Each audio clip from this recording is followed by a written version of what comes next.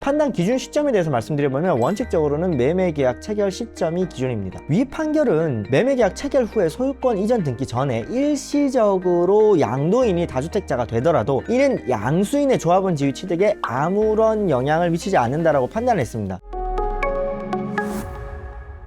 안녕하세요. 저는 건평법률사무소 김건우 변호사라고 합니다. 저는 재개발, 재건축, 그리고 부동산을 전문으로 하고 있으며 해당 분야가 대한변호사협회 전문 분야 등록되어 있습니다.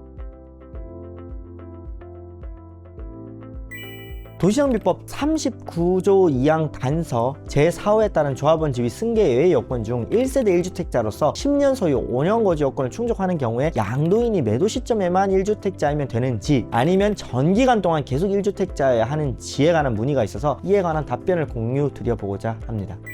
판단 기준 시점에 대해서 말씀드려보면 원칙적으로는 매매계약 체결 시점이 기준입니다. 최신 판례는 매매계약 등 권리 변동의 원인 행위를 체결한 시점을 기준으로 1세대 1주택 요건을 판단하였습니다. 대전지방법원은 정비구역 내에 부동산을 소유한 조합원이 당해 주택에 관해서 매매 증여 등 권리 변동을 수반하는 원인 행위를 할 당시에 1세대 1주택자로서 도시정비법 시행령 제37조 1항 각호에서 정한 소유기간 및 거주기간의 요건을 구비하고 있었다면 위 예외 규정에 정한 양도인의 요건을 충족하였다고 할 것이어서 조합 설립인가 후라도 양수인이 조합원 지위를 취득할 수 있는 경우에 해당한다라고 판시하고 있습니다. 비교적 최근에 나온 대전지방법원 2025년 5월 21일자 선고한 판결내입니다. 또 등기 시점의 일시적 다주택 상태는 무관합니다. 위 판결은 매매계약 체결 후에 소유권 이전 등기 전에 일시적으로 양도인이 다주택자가 되더라도 이는 양수인의 조합원 지위 취득에 아무런 영향을 미치지 않는다라고 판단했습니다. 이 사건 매매계약 이후에 원고가 잔금을 지급하고 원고 명의로 소유권 이전 등기를 격려하기 전에 위와 같이 유주택자인 D의 아들 I가 일시적으로 D의 세대원이 되면서 D가 일시적으로 1세대 1주택자 요건을 상실하게 되었다고 하더라도 이와 같은 사정을 들어 원고의 조합원 지위를 부인할 수 없다는 것이 대전지방법원 판시 내용입니다. 매매계약 체결 시점을 기준으로 보는 그 판결 내의 태도는 타당해 보입니다. 그 근거는 첫째, 법문 해석상 양도인이 1세대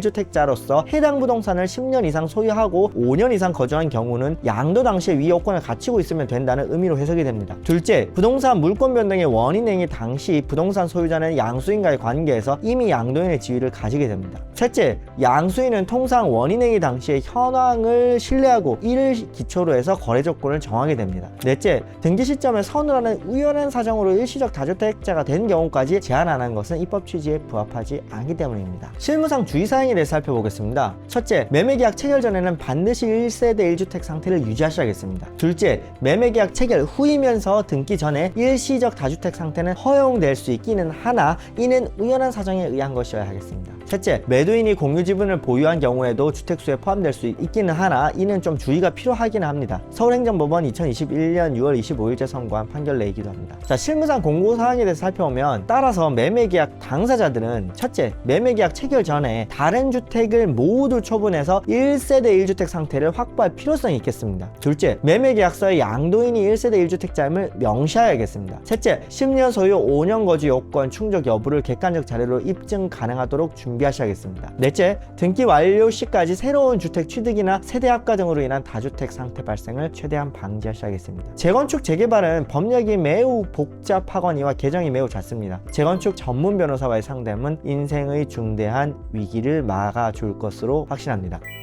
네, 본 유튜브 구독과 좋아요, 알림 설정까지 부탁드리면서 당법률사무소는 재개발, 재건축, 그리고 부동산에 관련된 블로그를 운영하고 있어요. 네이버 블로그를 운영하고 있으니까 건평법률사무소라고 네이버에 검색하고 들어오셔서 재개발, 재건축, 그리고 부동산에 관련된 각종 유익한 정보들 많이 가져가실 수 있으면 좋겠습니다. 네, 이상입니다. 감사합니다.